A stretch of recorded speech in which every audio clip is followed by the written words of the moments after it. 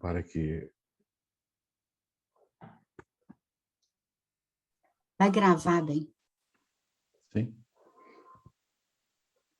Pedimos as bênçãos do alto aí, para que nós possamos compreender. E compreendendo, possamos reformar o nosso íntimo. E reformando o nosso íntimo, que nos aproximemos o mais rápido possível de Deus.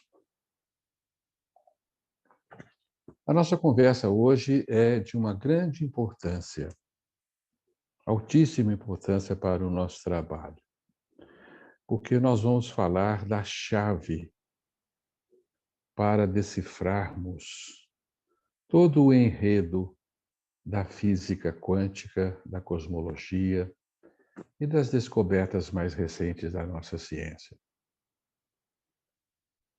É exatamente o ponto nevrálgico, o ponto central da nossa compreensão, em base à qual nós vamos interpretar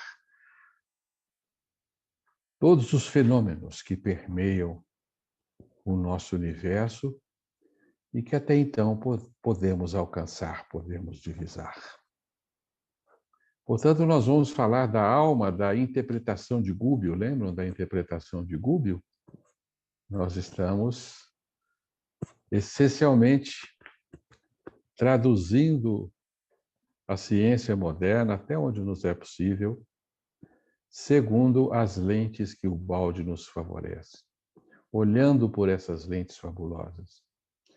E o esquema fundamental para compreendermos a mecânica universal, o funcionamento da fenomenologia universal, reside, então, na chamada grande equação da substância. O Balde relata, na sua história, que ele sentiu a alma tremer no colégio quando ouviu pela primeira vez a palavra evolução. E eu posso dizer para vocês que a primeira vez que eu li a Grande Síntese, em 1982, e no seu 10º capítulo eu me deparei com a grande equação da substância e antevi o esquema que nós vamos apresentar para vocês, eu senti um profundo abalo na minha alma. Pressenti que estava diante de uma verdade fundamental para os nossos tempos, que viria revolucionar os nossos conhecimentos, a maneira como nós vemos o universo, compreendemos Deus e a nós mesmos.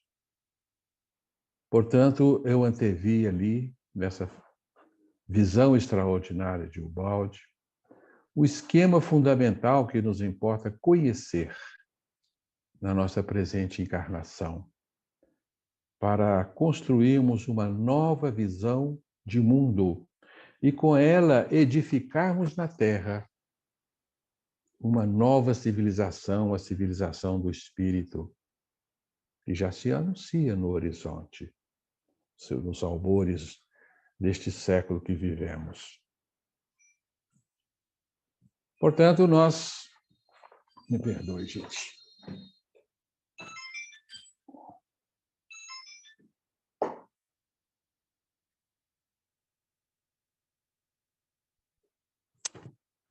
Portanto, nós estamos diante de uma peça fundamental para o nosso trabalho, porque nós vamos perpassar, como disse, todas as informações que temos da ciência, que nos é possível extrair da ciência, por esse esquema essencial.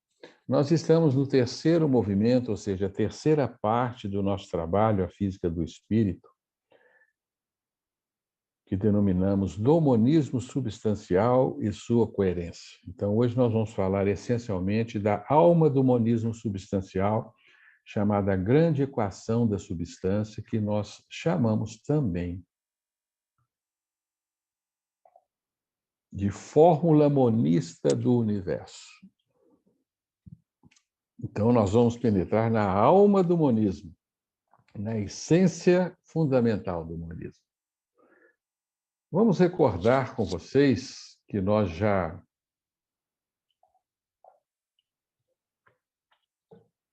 estudamos no capítulo passado, no nosso último encontro, estudamos a substância e nos aproximamos um pouco da substância, como vocês se recordam. Criamos, então, um conceito essencial do que é substância e espero que vocês estejam com esse conceito bem firmado para que nós possamos prosseguir. Mas, resumidamente, nós chegamos à conclusão que existe uma única substância na criação. Essa substância não pode ser definida, nós não podemos penetrar na essência e na sua natureza. Nós conhecemos algumas de suas propriedades e nós chegamos a definir 21 propriedades fundamentais da substância. E essa substância forma tudo o que existe. Portanto, tudo no universo é feito de um substrato único, um construto único, que não é um elemento físico em absoluto, é algo abstrato. Definimos isso como uma parcela não limitada do pensamento divino. Portanto, substância é pensamento divino, é o hausto do Criador, com o qual tudo é feito. Nós chegamos a admitir, então, que essa substância se manifesta em 3 estados primordiais, tanto na realidade em que nós existimos, o universo relativo, quanto no universo divino. Chegamos, assim, à compreensão da Santíssima Trindade, que seria uma expressão fenomênica da criação. A criação é ternária em todas as suas expressões fenomênicas. E no nosso universo, nós identificamos essa trindade em espírito, energia e matéria. São os 3 estados da substância ou 3 manifestações da substância em nosso mundo. Em nosso mundo, a substância se apresenta, então, como espírito, energia e matéria. O espírito é a substância no seu estado livre, fora do tempo e do espaço. É a substância no seu estado não vibratório, que isso fique bem claro para nós. Como o estado espírito é o estado próprio da substância, fora do tempo e do espaço, ela não pode ter vibração. Porque vibração pressupõe uma oscilação no tempo e uma trajetória no espaço. Então, o movimento oscilatório é próprio do mundo relativo, do universo relativo em que estamos. A substância há de ter um movimento. O movimento parece-nos ser a essência da vida, mas não é esse tipo de movimento. Não é um movimento que se projeta no espaço, porque todo movimento para nós é feito de uma trajetória, de uma oscilação, de uma vibração, de uma sequência. Por isso, nós desenhamos o espírito como essa linha reta. É claro que é uma alegoria, não se pode expressar o espírito, ele não tem forma, ele é, né, informe, mas estamos expressando a substância assim no seu estado puro. Essa substância passa a oscilar, adquire uma trajetória, limita-se então no tempo e no espaço e se transforma em energia, um pulso oscilante. Um pulso oscilante de energia que caminha no espaço e no tempo. Então, a substância subordinada à oscilação ou à vibração, ela se torna energia. Se essa vibração se encerra em si mesma, ela adquire peso e massa, que nada mais é do que uma ilusão, e nós passamos a chamá-la matéria. É a substância prisioneira no espaço-tempo. A energia, a substância oscilante, limitada na trajetória do espaço e livre na trajetória no tempo, livre no espaço, ela se irradia. E o espírito é a substância totalmente livre fora do tempo e do espaço. Tá claro? Espero que esteja, porque agora nós vamos estudar a inter-relação desses três estados da substância. Como que eles se relacionam no nosso universo? Evidentemente, no nosso universo, porque nós não sabemos como que se dá isso no mundo divino. O Baldi teve a visão dessa inter-relação desses três estados da substância quando ele caminhava, certa feita, na praia de Falconara, no mar Adriático, no norte da Itália. Diz ele que o céu se abriu e ele anteviu esta fórmula que ele chamou de equação da substância, grande equação da substância. Por isso nós a chamamos também de visão de Falconara. E depois ele vai descrevê-la na obra A Grande Síntese.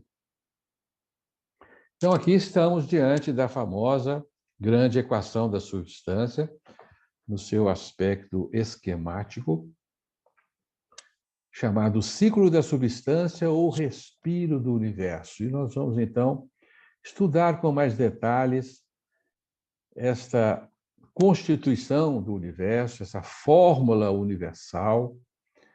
E já adiantamos para vocês, nós estamos diante de uma fórmula de tudo. Esta é a famosa teoria de tudo, que os físicos tanto se esforçam por alcançar, e o Baldi já a trouxe para nós. Essa é a fórmula, a grande teoria unificada do universo está expressa aí. De forma que isso é extremamente importante, diz o Baldi, né, que isso será poderoso bastante para instituir na Terra uma nova civilização. E nós vamos ver que aí se encaixam todos os fenômenos do universo.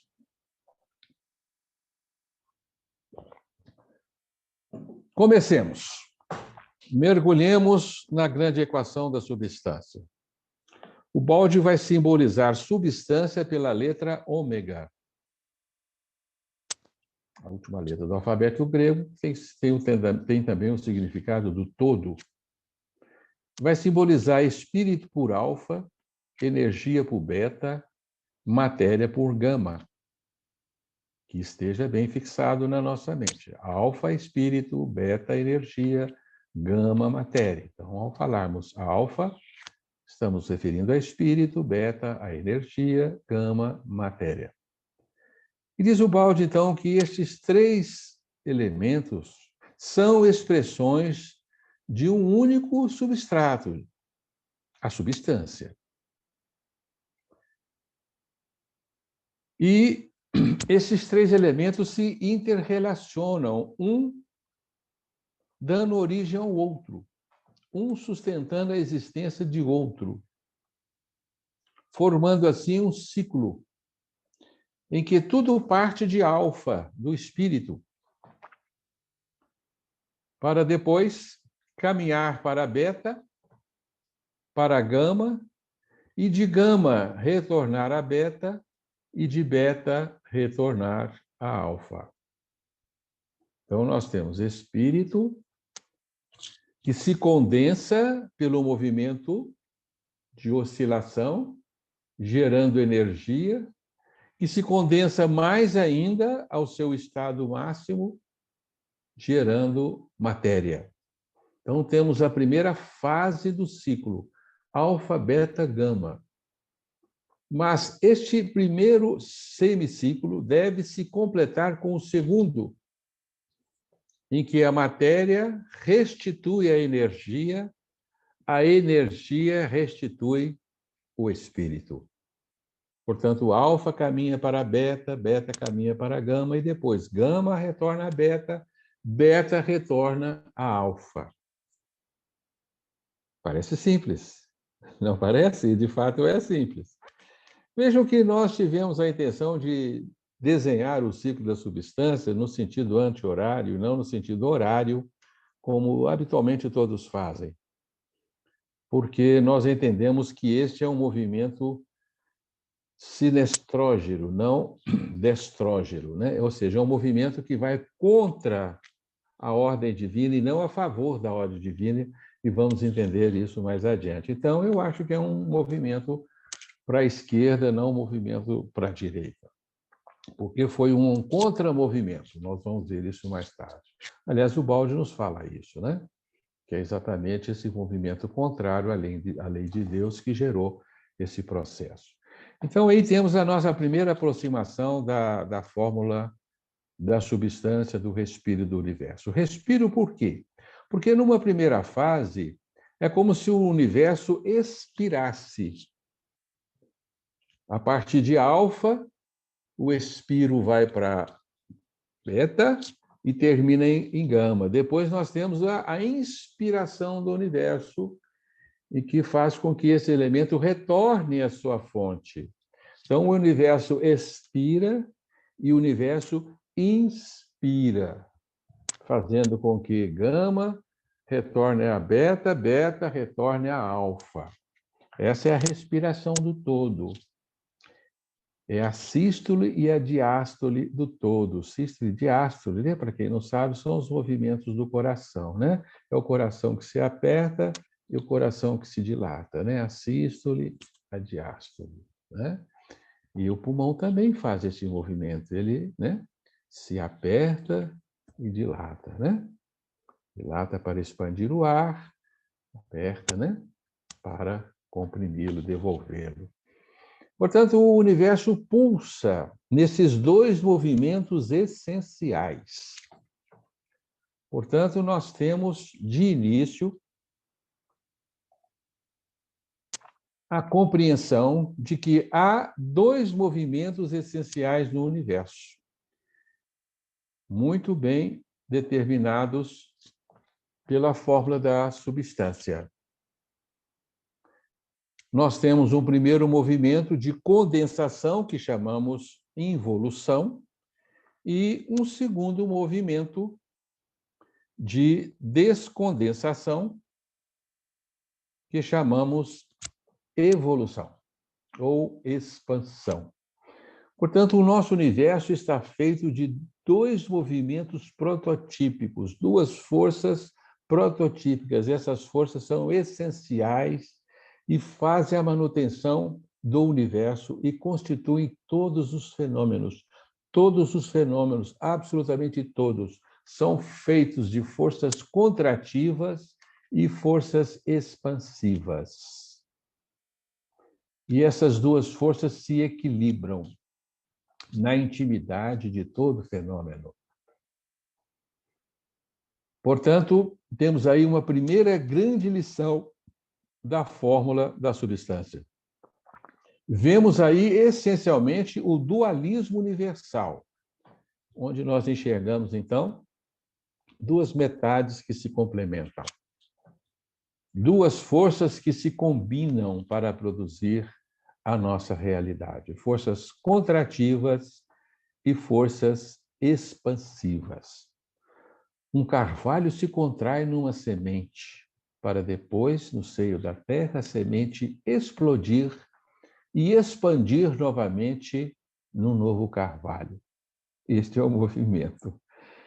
Quando vamos reencarnar, nós nos contraímos a uma unidade unicelular, um óvulo fecundado, e depois expandimos durante a vida no nosso desenvolvimento biológico.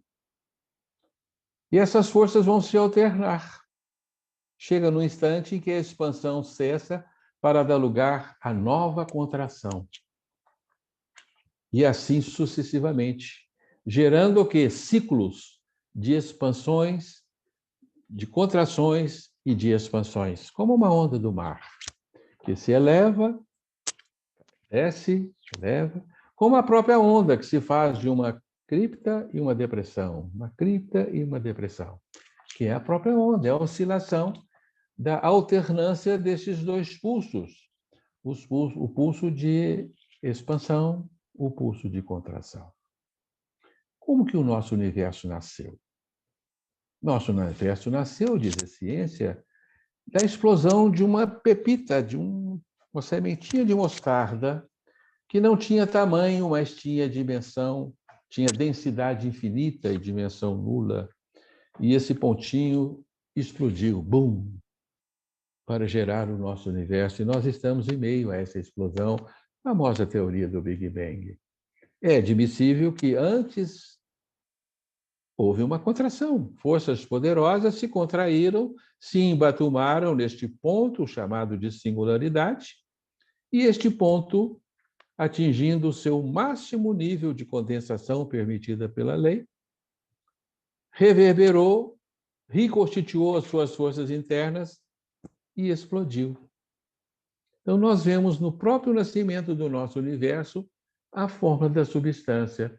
Forças contrativas se condensaram no átomo primordial e explodiram, permitindo, então, a existência do nosso universo físico, dinâmico, onde nós estamos vivendo. Temos aí, então, a primeira concordância com a realidade.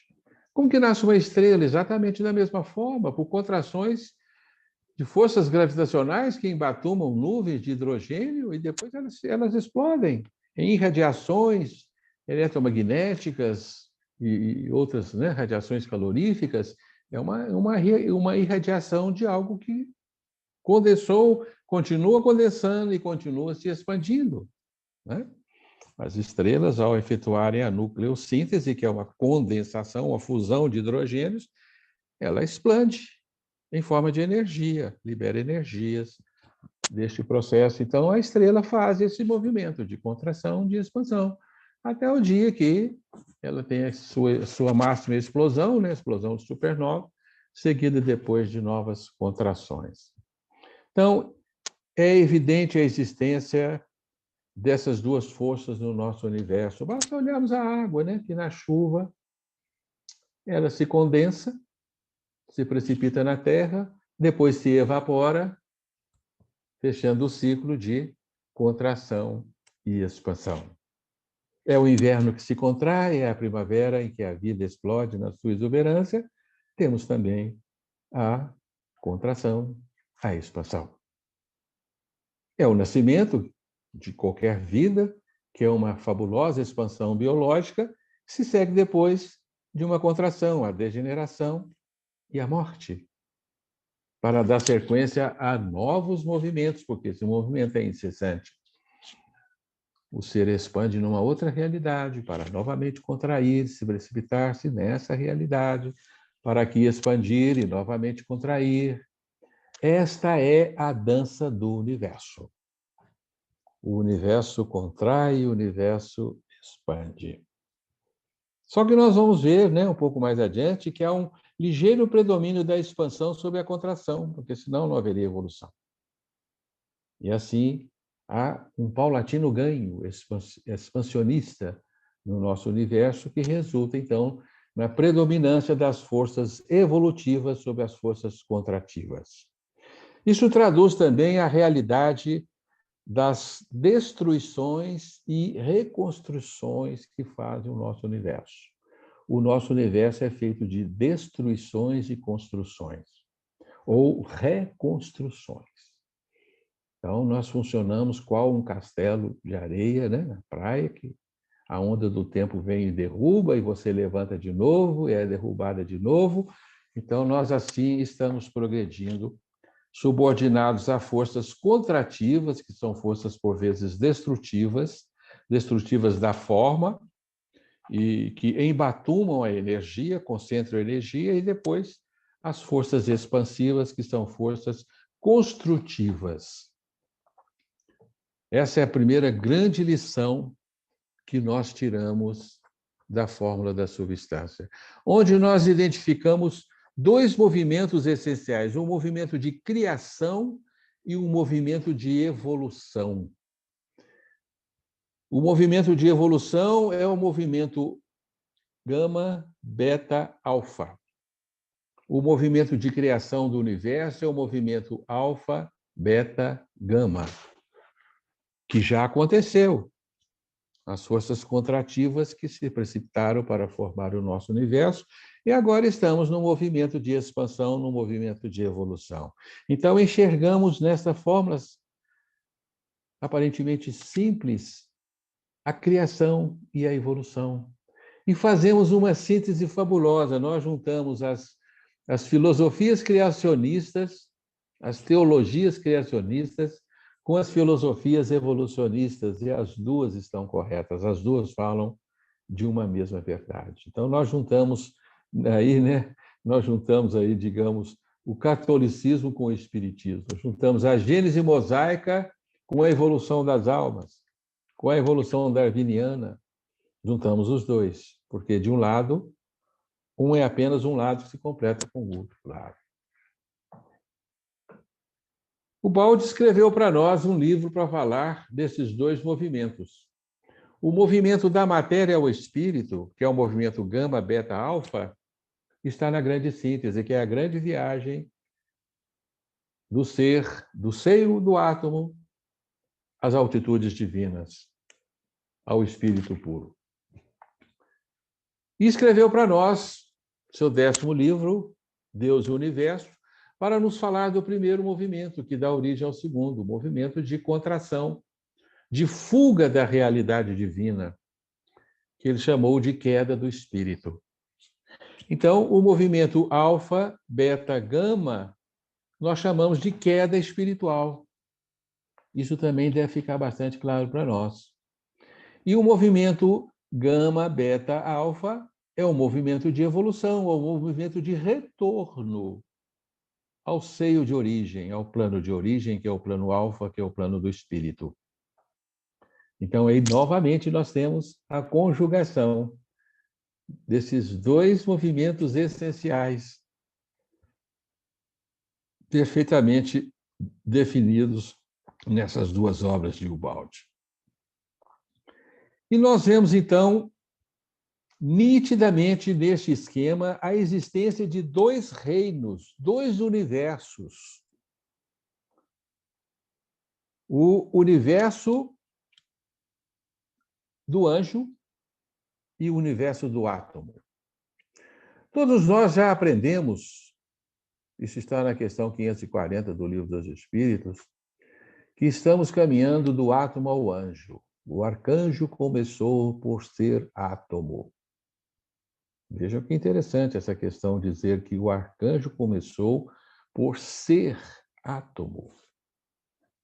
Ele não começou no átomo, ele era o átomo, ele se tornou o átomo. Então, nós estamos caminhando no nosso universo do átomo ao anjo.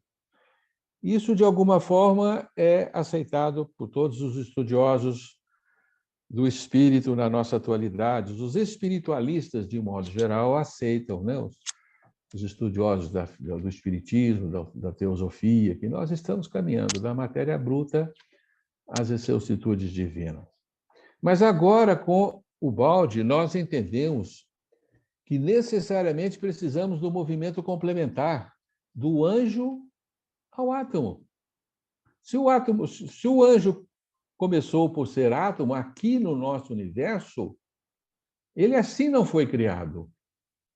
Porque Deus não criaria um ser angelical e o embatumaria no átomo, o prenderia no redemoinho atômico, naquela entidade infinitamente pequena, para que o anjo se libertasse dali. Alguma coisa se passou, porque, de fato, isso aconteceu. Mas o anjo, o ser, o espírito, foi criado como espírito livre, feito de pura substância divina, e se insistou no átomo. Caiu no átomo, contraiu-se no átomo. Então, houve um processo de fuga e de contração em que o anjo se faz átomo, através do movimento de queda do espírito, de involução ou de contração da substância. E agora ele deve fazer o movimento complementar que anula o primeiro. Do átomo, ele tem que retornar ao anjo. Assim, o universo se equilibra. O universo, dessa forma, fica perfeitamente equilibrado. São duas metades que se justapõem. Se existisse apenas o movimento do átomo ao anjo, o nosso universo seria desequilibrado. Isso não existe na natureza. Nada na natureza caminha num sentido só, porque gera um grande desequilíbrio. Há necessidade de que uma força se contrapõe à outra. É próprio da lei, a lei de equilíbrio, de ação-reação, que nos fala que toda força no sentido se contrabalança com uma força idêntica, de igual intensidade, porém de sentido contrário. Então, assim, nós temos uma entidade em equilíbrio no nosso universo, uma evolução que nada mais é do que uma contra-reação a um processo de involução. E aí sim, nós estabelecemos agora a existência de 2 domínios no universo. Isso é essencial. Esta fórmula está nos dizendo que nós migramos do estado alfa puro para o estado átomo, para o estado gama, para o estado matéria. E estabelecemos 2 realidades na criação. O absoluto, o céu, o famoso céu dos cristãos, que o Baldi chamou de sistema, e o universo anteposto a este universo original, que é o relativo, o antissistema, simbolizado na palavra sagrada por terra. Então, nós temos céu e terra, absoluto e relativo, sistema e antissistema. O absoluto é o universo do não espaço, do não tempo. Portanto, é uma não localidade. É um universo sem forma. É o universo do espírito puro. É o universo divino, onde Deus se expressa em plenitude. Mas ele não se desenha em formas. Ele não tem oscilação, ele não é frequencial. Ele não está subordinado ao fluxo do tempo, não se desenha no espaço, é um universo ainda inacessível à nossa compreensão. Aí está o verdadeiro infinito e a real eternidade, que isso seja bem compreendido por nós. O que é a real eternidade? Não é um tempo que não acaba nunca, como pensávamos antes. É a não existência do tempo. Aí está a verdadeira infinitude. O que é a infinitude verdadeira? É um espaço que nunca acaba? Não, é a não existência do espaço. Por isso nós dizemos que o absoluto não é grande nem é pequeno. Nós temos a tendência de achar que isso é uma imensidão sem fim. Não, não é. Porque o absoluto não tem tamanho, não está subordinado a medidas, não tem tamanho, é algo sem tamanho. É algo onde que nós não podemos situar um lugar para ele. Isso é incompreensível por nós. A nossa razão não alcança ainda a compreender o que seja o absoluto. Nós apenas o definimos como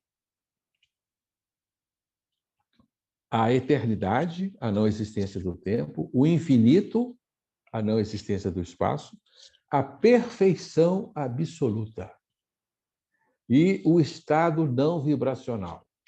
São as características básicas que, para nós, definem este universo.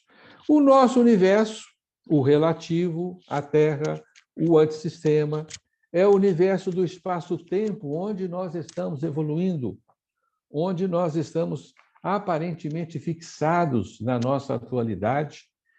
E nós vamos ver que esse universo é ilusório, é uma construção completamente fantasiosa. Ele, sim, teve a sua criação no instante em que ocorreu o Big Bang, segundo a ciência, há 13 bilhões e 700 milhões de anos atrás, segundo a ciência, com um erro máximo de 2% nesses cálculos. Então, este universo em que estamos, o relativo à Terra, ele nasceu, e se ele nasceu, ele vai morrer, ele vai deixar de existir.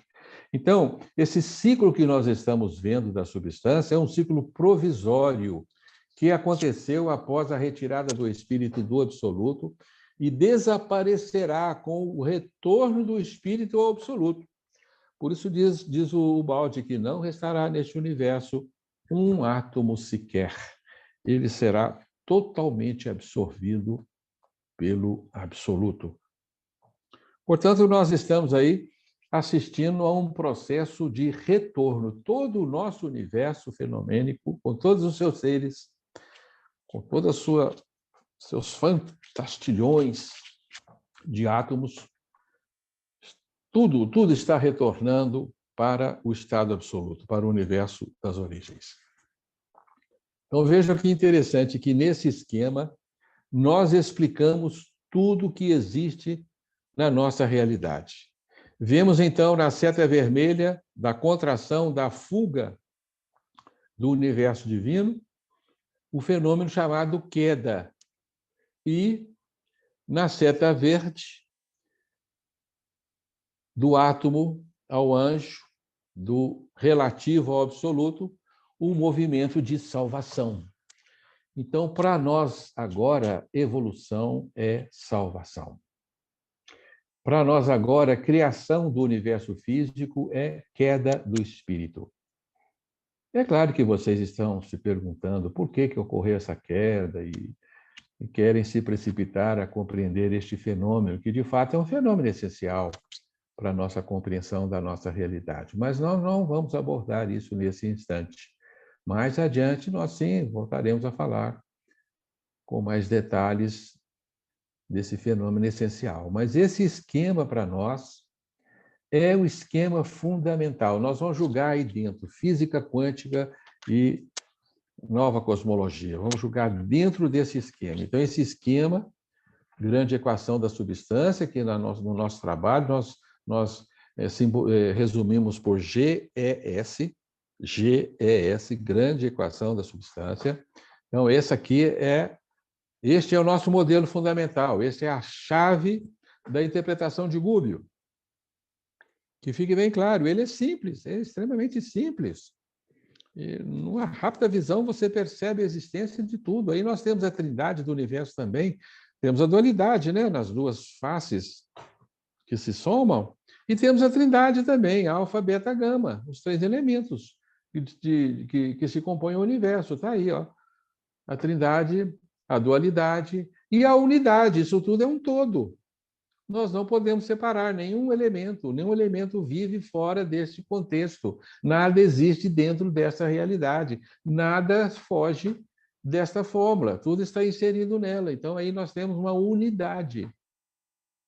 Portanto, os princípios da criação estão inseridos na fórmula da substância, a unidade, a dualidade, a trindade. O transformismo fenomênico, a criação, a evolução. E todos os seus elementos diferenciados estão aí delineados. E, de fato, né, quando começamos a compreender esta fórmula, nós já podemos sentir a sua poderosa força, a sua força transformadora, porque agora nós nos enxergamos inseridos dentro deste contexto. Nós somos entidades que saímos lá do absoluto, nos contraímos na matéria, portanto, nós participamos da fundação do nosso universo. Contraímos e expandimos, e estamos ainda no movimento de expansão, que é o movimento de retorno. E aí nós enxergamos com muita clareza a parábola do filho pródigo que Jesus nos contou, ao nos relatar a história do filho que perdeu a herança ao pai, saiu, foi viver de forma dissoluta, distante da casa paterna, exigiu a sua herança e agora ele quer voltar, né? Porque cansou de alimentar-se com porcos, cuidar de porcos, ser assaltado, passar frio, morrer e renascer, né? Morrer e renascer incontáveis vezes e sofrer todo essa esfrega que é a vida na matéria, sofrer as injunções de todas as dores e ansiamos agora retornar à nossa origem, o seio paterno. Está tudo aí, gente. Aí estão todas as culturas, todos os mitos, todas as religiões, todas as verdades que o homem proferiu ao longo da sua história, Todas estão inseridas neste esquema. Algumas particularizadas numa parte ou noutra parte, mas nós vamos ver que todas estão inseridas dentro deste esquema. Ele junta o Ocidente com o Oriente, evidentemente que sim. Ele junta religião com ciência. Enfim, esta é uma grande síntese. É uma síntese de toda a realidade, uma síntese de todas as verdades.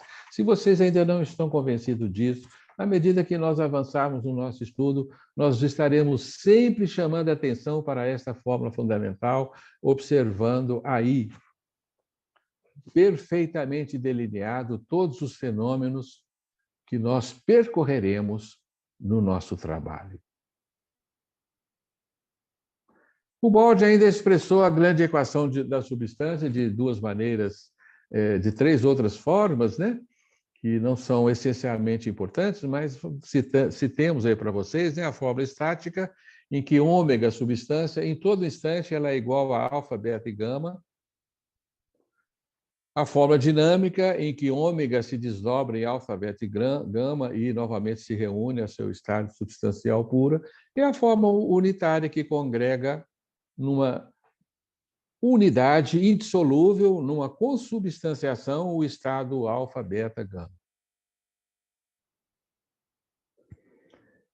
E, curiosamente, esse esquema não é só de Ubaldi, ele foi antevisto por muitas outras culturas ao longo da história do pensamento humano, desde os Vedas, milenares Vedas, a trimegistos no Egito, e ele foi delineado nessa figura interessante chamada Ouroboros, em que é simbolizado por uma cobra engolindo seu próprio rabo, que é o ciclo da substância. É algo que sai de um ponto e retorna a ele mesmo, que nós vamos encontrar na cultura chinesa, né, que desenha um dragão comendo seu próprio rabo, né? E outras figuras. Dizem que até entre os astecas existe essa imagem. Olha que coisa interessante, como que isso é um símbolo que faz parte dos nossos arquétipos, né? Do nosso inconsciente coletivo. É um arquétipo essa figura, né? E eu trouxe para vocês diversas imagens, diversas culturas, porque nós vamos encontrá-lo na Grécia, vamos encontrá-lo no Egito, vamos encontrá-lo na Índia, vamos encontrá-lo na China e vamos encontrá-lo entre os astecas. Portanto, os antigos visionários, né, que tinham uma visão intuitiva da realidade fenomênica, eles enxergaram essa figura aí, ó, né? Uma cobra engolindo o seu próprio rabo, né? E aparentemente indecifrável, né? Por que é isso, o que é isso, né? E agora estamos entendendo perfeitamente. Aí está a forma da substância. Aí está o movimento de descida, o movimento de subida, a contração e a expansão, o transformismo, espírito, energia, matéria, energia, espírito. Isso está tudo aí, ó, essa fórmula fundamental. Agora, compreendamos um pouco melhor esse esquema. Este esquema não pressupõe alfa isolado, beta isolado e gama isolado, não. Há uma continuidade desses três estados, de modo que eles são inseparáveis. Nós não podemos separar alfa, não podemos separar alfa, beta, não podemos isolar gama. Nós vamos sempre encontrar a junção desses três elementos em estados diversos. Então, gama expresso na sua plenitude, sendo beta intermediário e alfa mínimo, nós chamamos de matéria. Alfa expresso na sua plenitude, sendo gama um mero potencial, nós chamamos de espírito. Mas a todo instante nós vamos encontrar os três elementos, de forma que há uma constância na somatória dos três. Se nós somarmos alfa, beta, gama, nós teremos um valor. Chamamos isso de constante divina. Constante divina. Esse valor é constante. Esse valor é a nossa herança, é o que Deus nos deu. Então, Deus nos deu um pacote de valores inalterados. Parte deste pacote se manifesta como espírito, parte como energia, parte como matéria.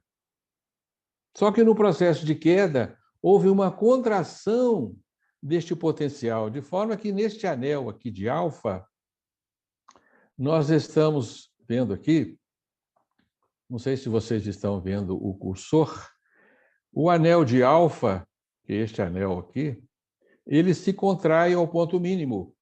Então, aqui nós temos alfa em plenitude, beta e gama reduzidos ao mínimo. E aqui o contrário, alfa, espírito, reduzido ao mínimo, e gama reduzido ao seu máximo. Este ciclo interno é o ciclo de gama. Aqui gama é mínimo, aqui gama é máximo. E a energia é o pulso oscilante, que faz a continuidade do processo entre alfa, beta, gama. Então, aqui nós temos frequência, oscilação zero, aqui oscilação máxima, frequência máxima do sistema em gama, matéria, e frequências intermediárias no estado beta, que é o estado ondulatório, o estado vibratório próprio da energia. Portanto, assim nós compreendemos um pouco mais como se dá o ciclo da substância, de uma condensação destes valores sem que haja perda de nada. Não perdemos nada com o processo de condensação, apenas transmutamos parte do nosso potencial em matéria. E agora, através da evolução, este potencial que foi convertido em matéria deve ser devolvido ao espírito, que é a segunda fase do ciclo, né?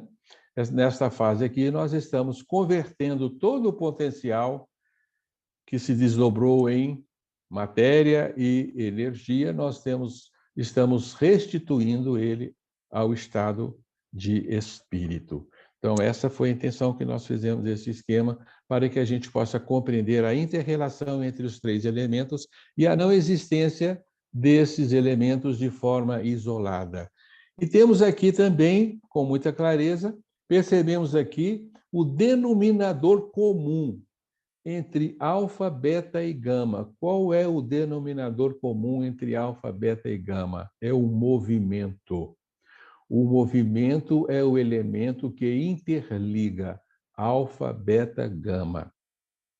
O movimento de oscilação leva alfa a beta.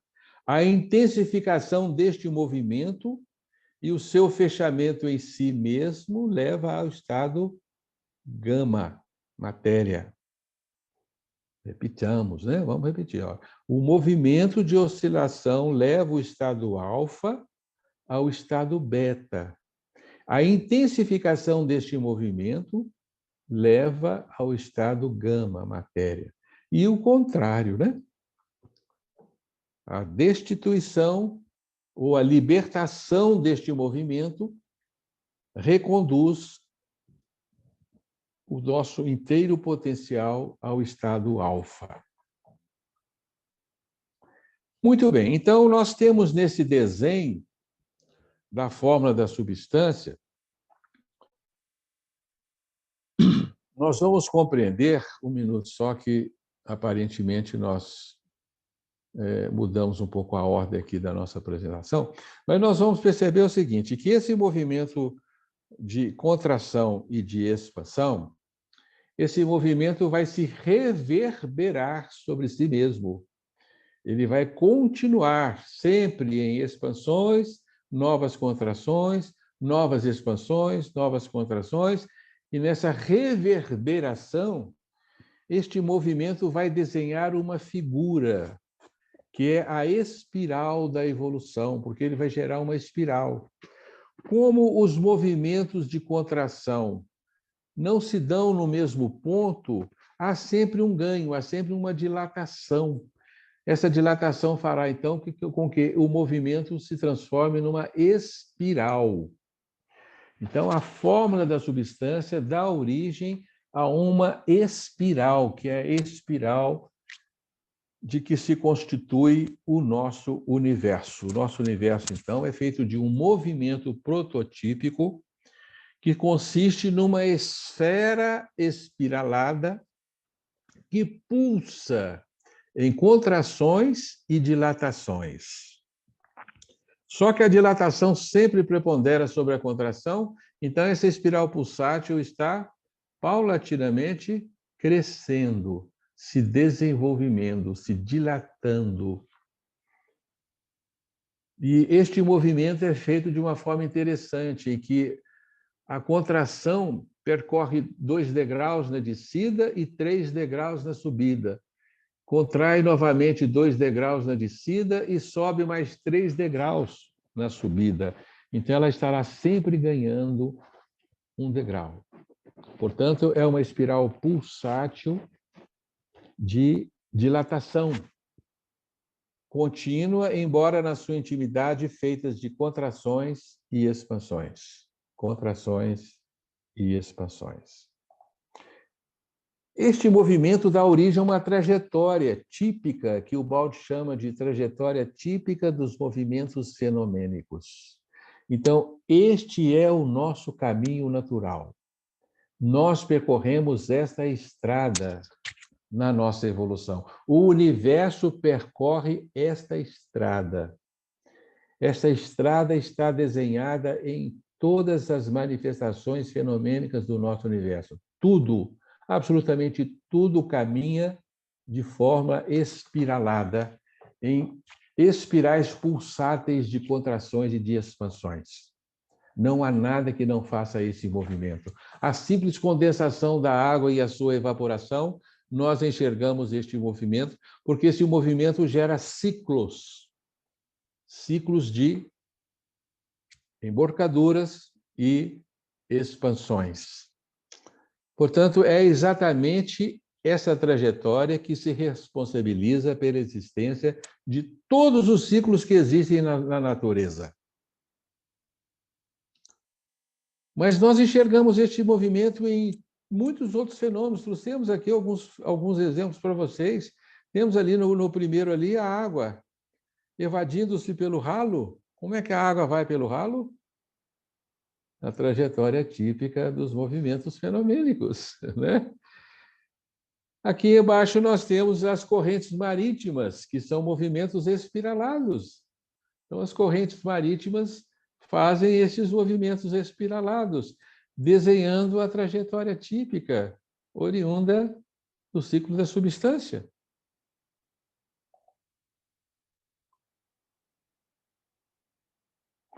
Temos aqui o Nautilus, um caracol que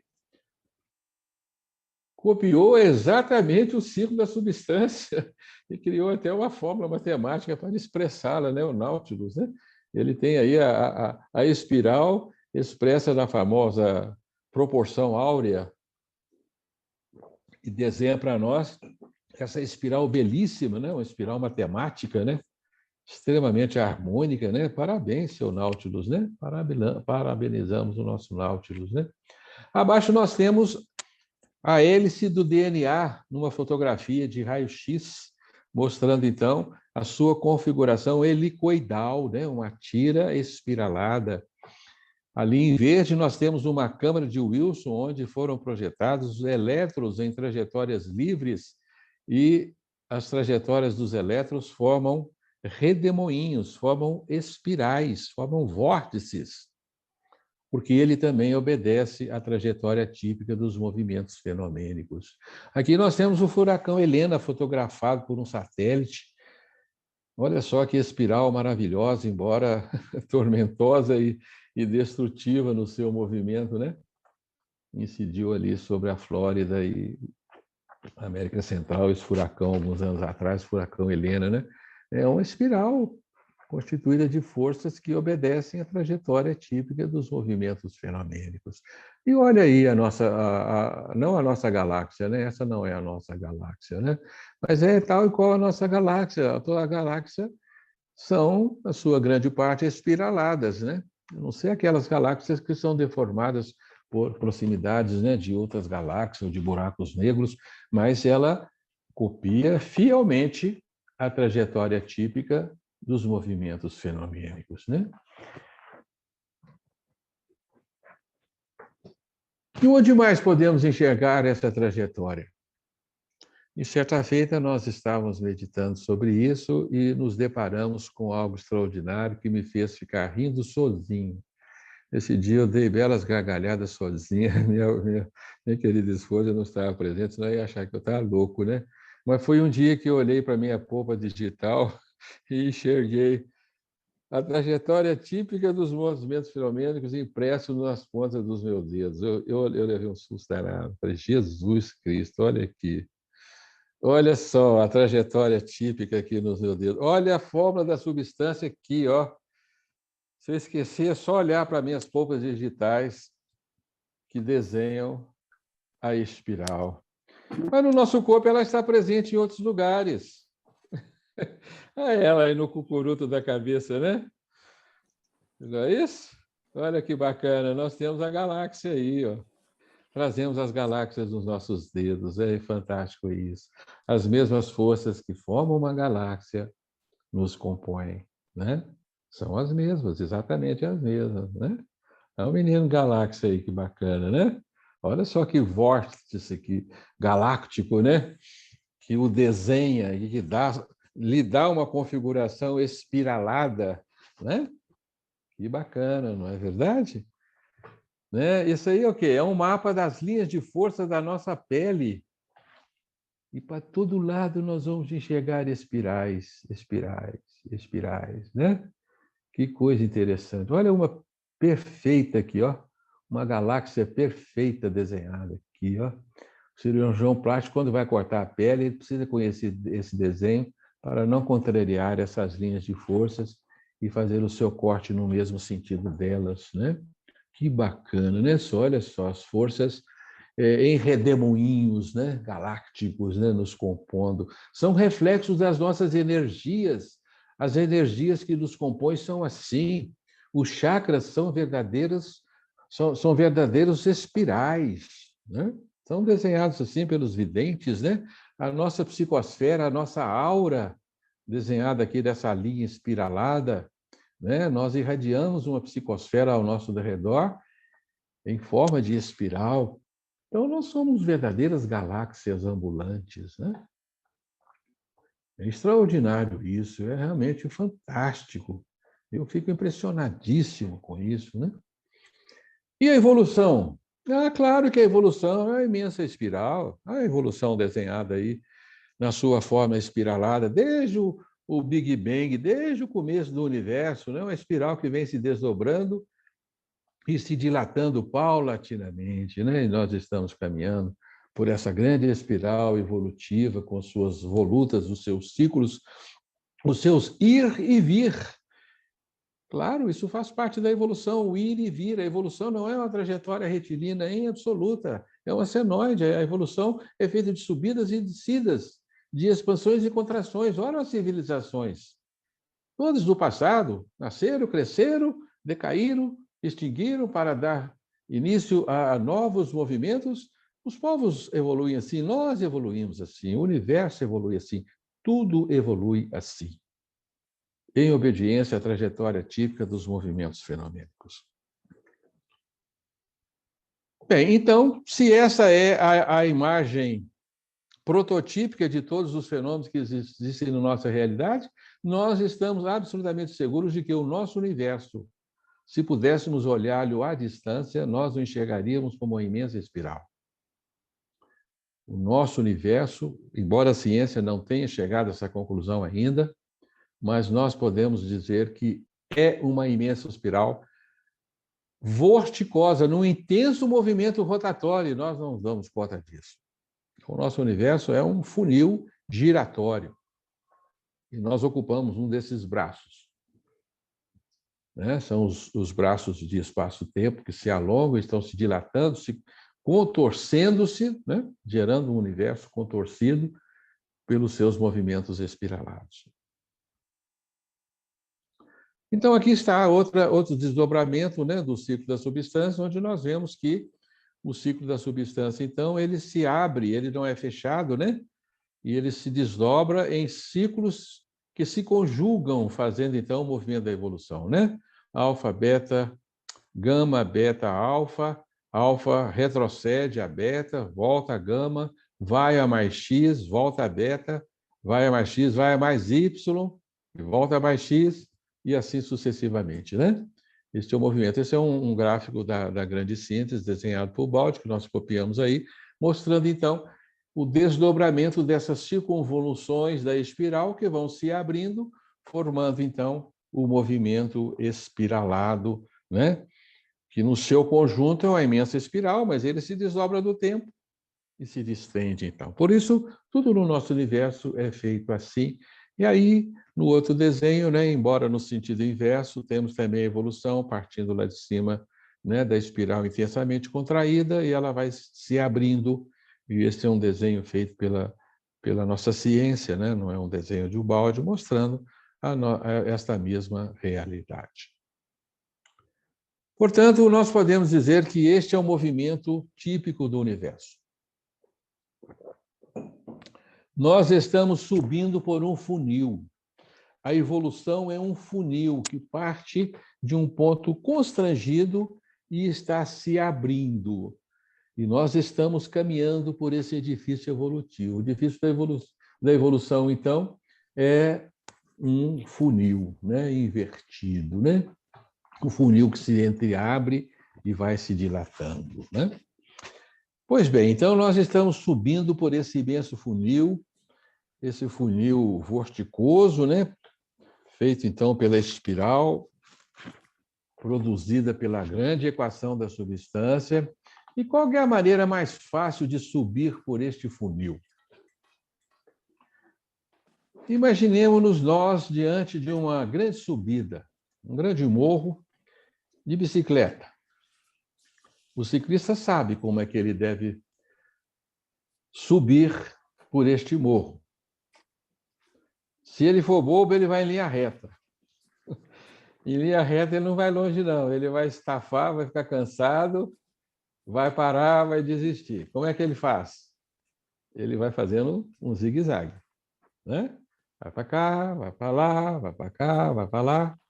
Esse é o movimento que ele é natural. Então, ele vai fazendo o seu zigue-zague, ele percorre aparentemente um caminho mais longo, mas mais curto no tempo. Portanto, é o caminho mais curto, né? Mas se ele for mais inteligente, ele vai fazer um outro movimento que não é bem ir para lá e para cá, não. Ele vai subir um pouco e vai descer um pouco para pegar um embalo. Neste embalo ele sobe e dessa subida ele faz uma curva e torna a descer, tornar novo embalo para tomar no embalo, ganhar uma nova ascensão. Então ele vai fazer movimentos de descidas e de subidas. Este é o movimento de maior rendimento. A minha querida esposa vai se lembrar, nós morávamos num canto da nossa cidade em que existia uma mata próxima e lá à noite os urubus iam passar a noite nessa mata. E na manhã seguinte eles tinham que voltar às suas alturas, aos céus, né? E eu vi os urubus como que eles faziam para ganhar altura, sem bater praticamente asas. O que eles faziam? Eles batiam um pouquinho de asa, subiam um pouco, e aí começava um movimento extraordinário. Eles mergulhavam, faziam a volta, no mergulho ganhavam velocidade e alçavam um ponto mais de onde estavam, e tornavam a fazer novo mergulho e nova ascensão, novo mergulho e nova ascensão. Aí também eu fiquei rindo à toa. Falei, gente, eles estão fazendo a trajetória típica dos movimentos fenomênicos. O urubu conhece o balde. O urubu conhece a forma da substância. O urubu conhece o movimento prototípico. Ele não é bobo nada. Ele desce para subir. E sobe um pouco mais e torna a descer para subir. Aqui nós temos o desenho da gaivota, que faz exatamente o mesmo movimento. E assim ela ganha altura sem esforço, sem bater asa, ou com esforço mínimo. Que interessante. E nós fazemos este movimento da vida. Só que nós não compreendemos que quando a vida nos põe para descer, nós não aceitamos. Não é? Porque descida para nós é o quê? É contração, contração da consciência, contração orgânica, aparente perda de força, de vigor, perda de tudo. Descer para nós é a morte. Eu já estou na descida, né? Depois do meio da vida em diante, a gente começa a descer. Começa a pegar embalo para a nova subida, mas aí a gente começa a não aceitar. Começa a não compreender o fenômeno, começa a se revoltar contra ele. Então, estejamos claros, sempre que a vida nos evoca a contração, e às vezes vem na forma de uma depressão, né? Aquilo que a ciência chama de doença, uma depressão, né? Que você contrai todo o seu potencial, esteja absolutamente certo que você está descendo para ganhar as alturas, para embalar o seu ser no movimento de ascensão. Então, descer faz parte da ascensão. Nós não conseguimos subir sempre. Este não é o movimento, embora a gente gostaria que fosse, mas ele é estafante e ele é impossível. Portanto, isso é da natureza, isso é divino, então saibamos descer para subir. Muito bem. Nós fizemos assim a síntese da fórmula monista do universo. E espero que vocês guardem este modelo é fundamental, esse modelo é essencial. Nós vamos falar exaustivamente dele, vamos jogar a física quântica dentro dele. Vejam que interessante, vamos jogar a cosmologia dentro desse esquema. Esse esquema é para nós a chave da compreensão do universo. Nós o chamamos de fórmula monista ou fórmula unitária do universo, ciclo da substância, respiro do universo. Ele é a essência do monismo substancial e ele está feito em base a uma entidade chamada unidade substancial, que é outro nome para substância. Espero que esse esquema tenha ficado claro para vocês e que nós, então, vamos partir deste conhecimento essencial para a nossa compreensão daqui para frente. No nosso próximo encontro, nós vamos entrar um pouco mais na mecânica da fórmula monista, né? Nós vamos estudar a mecânica de funcionamento da substância. Então, nós vamos particularizar um pouco mais alguns aspectos deste esquema essencial. Para depois, então, partirmos para examinar algumas, né, evidências da ciência que corroboram esse esquema e, assim, dilatar a nossa compreensão. Espero que tenha ficado claro. Então, agora nós vamos abrir espaço para a nossa...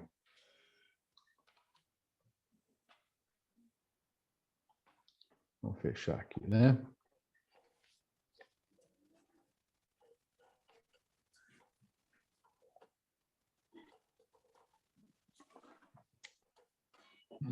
Vamos abrir espaço aí para conversarmos um pouco e perceber que nós temos hoje a visita de um ilustre companheiro, o Mário Denner, né, que já nos cumprimentou aí. É uma alegria muito grande, meu caro amigo Mário, tê-lo aí conosco, né? Fizemos o convite e ele aceitou, né?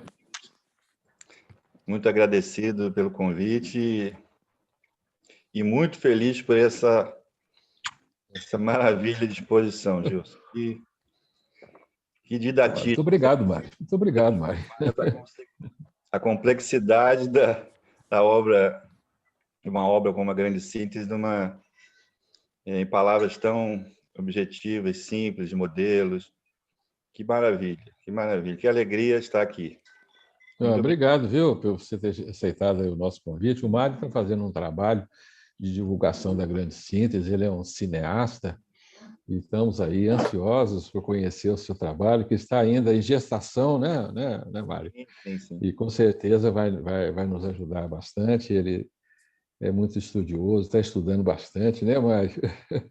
Está enfrentando aí esse grande desafio que é entender o balde, né?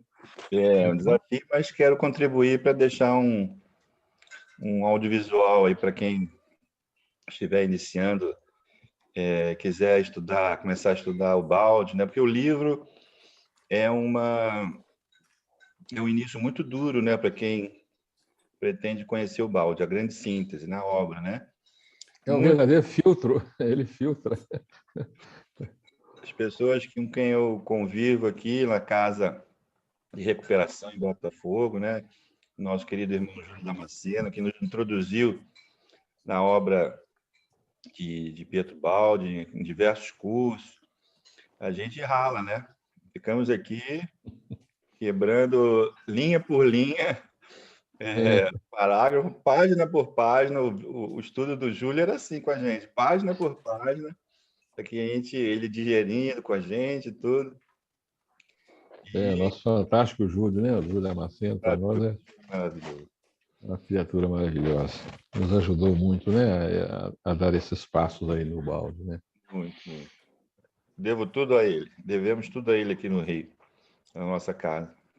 E aí me indicou outra figura maravilhosa, você. Isso não, ele errou. E eu vou atrás, eu vou seguindo vocês e espero contribuir também um pouquinho aí. Quando é que sai o seu trabalho, Mauro? Já tem uma previsão? Eu estou pretendo ir a Campos, né? Já combinei lá com os responsáveis pela Fundação Baldi e pretendo ir aí conversar com você e com o nosso querido, seu amigo, qual o nome dele? É físico também? Você me indicou, nós já O falamos. Thales. O Thales? Não, o Thales. Na verdade, ele é do ramo da ciência, mas ele não é propriamente físico, né? Ele é professor universitário de engenharia. Certo. Ele é formado em engenharia, mas ele tem um conhecimento muito grande de física, né? Sim. É o revisor científico do nosso livro, né? Não, precisamos de uma formação assim, né? É. E